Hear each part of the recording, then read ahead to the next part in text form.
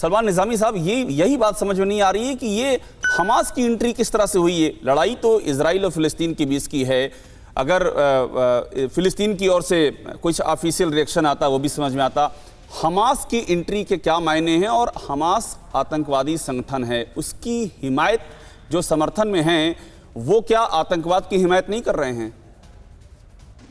देखिए, पहले इस बात को समझना चाहिए कि अचानक से ये इतने सालों के बाद जो है इजराइल ने ये जो फलस्तीन पे हमला किया, ये क्यों हुआ। और दूसरी बात ये है क्योंकि जो इजराइल के जो वहां के सदर है उन पे कई आरोप लग रहे थे।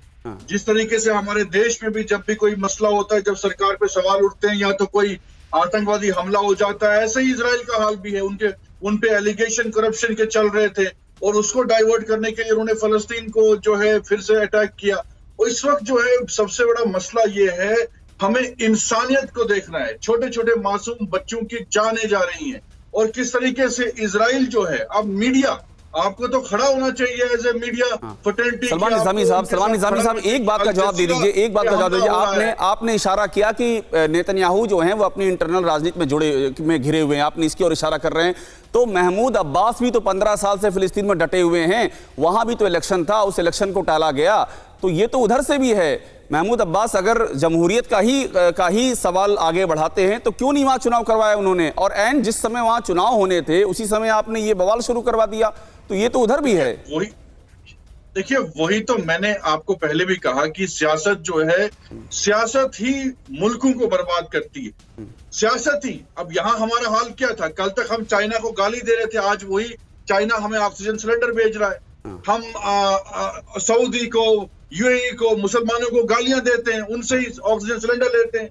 तो आज हमें जो फलस्तीन का हाल है, सलमान निज़ामी, मुसलमानों को गाली देने जैसी बातें यही ना। आप जब बात चल रही है मिडिल ईस्ट की और आप उसमें अंटार्कटिका को घुसा देंगे कि मुसलमानों को गाली देने वाला, तो इसका मतलब है कि एक दूसरी ही माइंडसेट के साथ में आप डिबेट कर रहे हैं। मैं अभी आपके पास आ रहा हूं सलमान निज़ामी, लंबा टाइम है, 40 मिनट का टाइम है, तुरंत आ रहा हूं। हरिंदर मिश्रा जी के पास भी जाऊंगा, उनको कहीं जाना भी, लेकिन उससे पहले एक बार आपको बता दें कि इजराइल और हमास के बीच में ये जंग क्यों है। बिग वॉल देखिए, आपको समझ में आएगा कि ये लड़ाई है क्यों, ये जानना बहुत जरूरी है।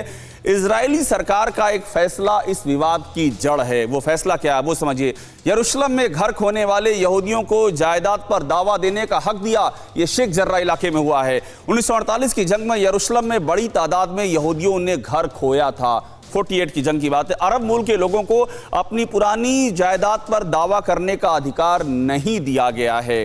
इजराइल के फैसले के बाद अरब मुल्क के लोगों ने प्रदर्शन शुरू किए, और इस प्रदर्शन के बाद क्या हुआ ये देखिए। 7 मई की तारीख ध्यान देने वाली। 7 मई को इजरायली पुलिस और प्रदर्शनकारियों में भीषण झड़प हुई है।